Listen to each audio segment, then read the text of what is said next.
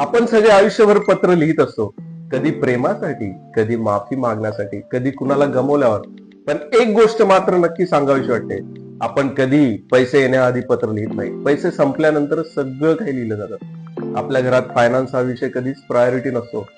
आई म्हणते मला फायनान्स बिनान्स काही कळत नाही. बाबा म्हणतात आपण फायनान्स कसं तरी मॅनेज करतोय बरं का. मुलं म्हणतात व्हॉट्स फायनान्स, आता नाही नंतर बघू. आणि नंतर नंतर कधी येतच नाही. वर्षांमागे वर्ष निघून जातात.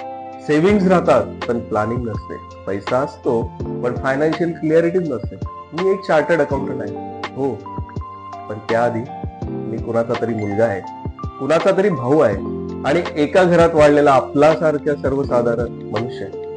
आणि मी पाहिलाय पैशांअभावी रडलेली आई, प्रॉपर डॉक्युमेंट्स नसल्यामुळे हेल्पलेस बाबा, आणि अगोदर कोणीतरी सांगायला हवं होतं यार अशी म्हणणारी मुलं.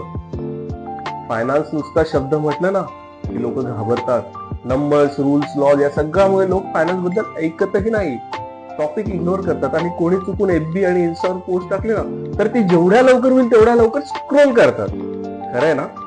पण लेटर्स कोणी इग्नोर करत नाही, कारण लेटर्स मध्ये ज्ञान नसतं, काळजी असते आपल्यासारख्या लोकांची. म्हणूनच मी ठरवलंय फायनान्स शिकवायचं नाही, फायनान्स सांगायचं नाही, लेक्चर म्हणूनही नाही, आणि ऍडवाइस म्हणून तर मुळीच नाही. फायनान्शियल अवेअरनेस करायचं ते पत्रांच्या माध्यमातून. एक पत्र बाबांसाठी, कारण त्यांनी सगळ्यांसाठी कमवलं, पण स्वतःसाठी, स्वतःच्या फ्युचरसाठी प्लॅनिंग कधी केलीच नाही. एक लेटर आईसाठी, कारण तिने घराचं बजेट सांभाळलं पण स्वतःच्या पैशांवर कधी हक्क सांगितलाच नाही. एक पत्र मुला मुलींसाठी, कारण त्यांनी अर्न करायला सुरुवात केली पण रिस्क समजून घेतलीच नाही. आणि काही पत्र प्रत्येक नात्यांसाठी.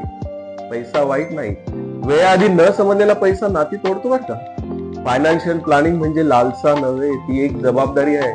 आणि एक गोष्ट कायम लक्षात ठेवा, जेव्हा पैशांचं योग्य नियोजन केलं जातं तेव्हा कुटुंबाला गप्प बसून दुःख सहन करावं लागत नाही.